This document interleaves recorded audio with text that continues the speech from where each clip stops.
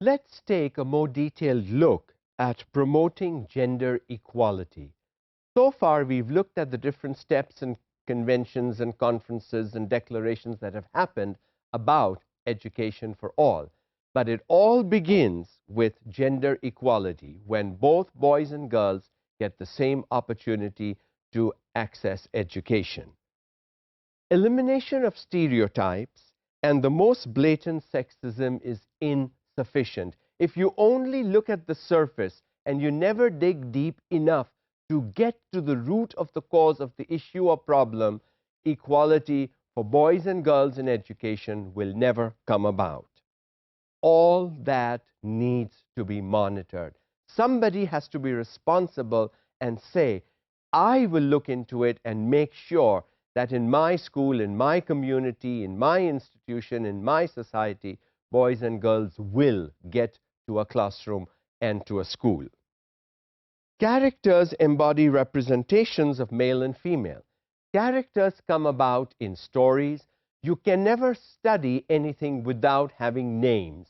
Scientists, philosophers, historians, geographers, mathematicians, authors, are they all men? No, there are women too.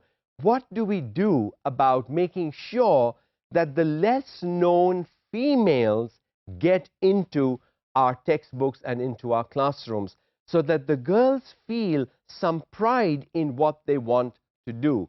Because if the only thing they are exposed to are names of boys or male scientists or male philosophers or male historians, then what we are inculcating is girls have never played a role in the development of society, and today you don't need to play a role in developing your society.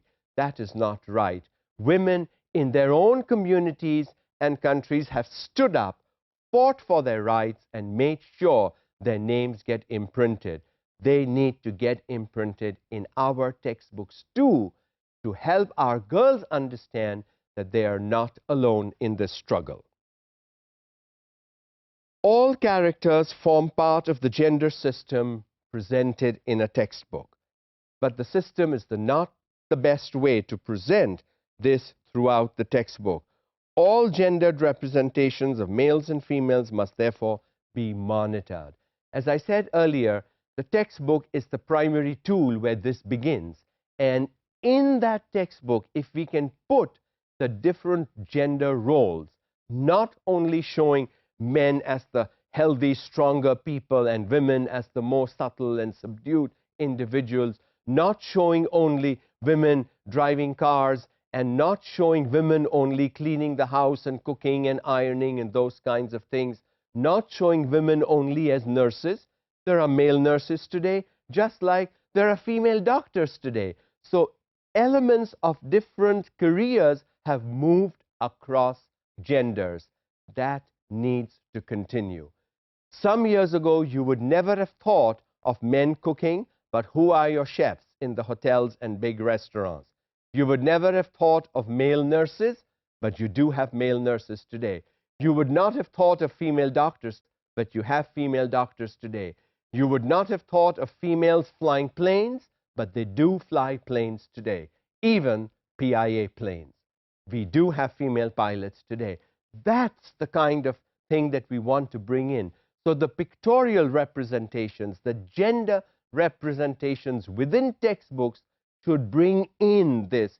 Even if it is few, it should be brought in. There should be a balance between the gender representations between the boys and males and the girls and females in textbooks.